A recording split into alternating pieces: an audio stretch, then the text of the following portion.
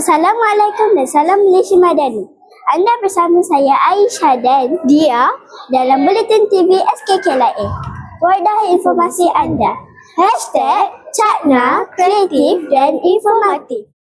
Hari ini kita akan bersiaran secara langsung dari Dewan Seri Perdana SKKLIA untuk sambutan Hari Raya Hijrah peringkat sekolah. Ya Aisyah, hari ini 19 Jun 2026 akan diadakan sambutan Ma'al Hijrah.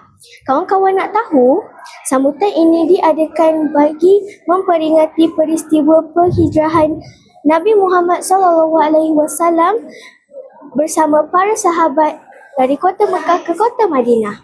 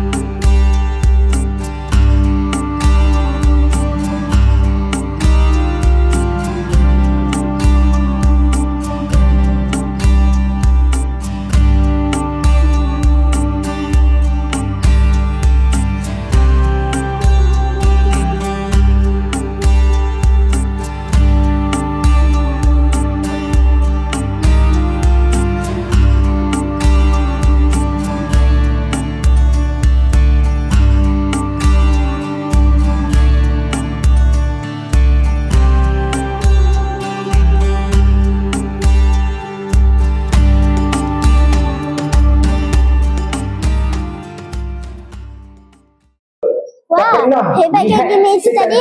Sekarang mari kita saksikan pula persembahan khas daripada murid-murid. Jom kita saksikan. Kemudian anak-anak sekalian, Allah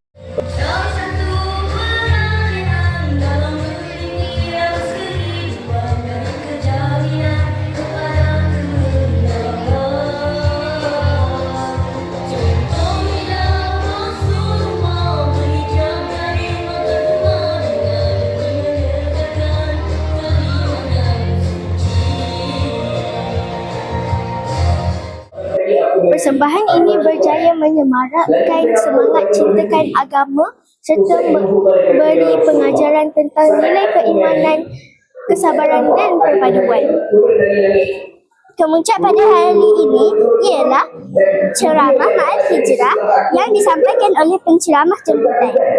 Melalui ceramah ini, warga sekolah diingatkan tentang hikmah penghijrahan Rasulullah SAW.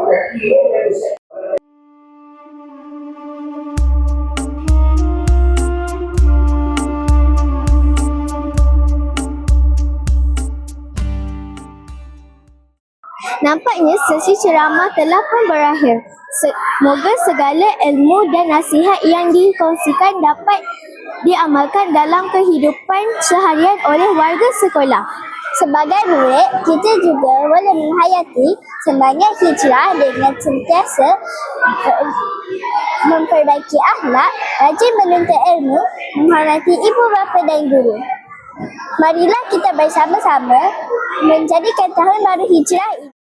Nampaknya kita telah pun sampai ke penghujung. Selamat menyambut Ma'al Hijrah 1448 Hijrah. Semoga kita terus berhijrah ke arah kebaikan. Jangan lupa ya untuk klik butang like dan subscribe channel YouTube TV SKKLIA Official untuk menunjukkan tanda sokongan anda pada kami. Sehingga bertemu lagi di lain masa, jangan lupa bersama kami untuk episod seterusnya. Bye! melupakan manusia.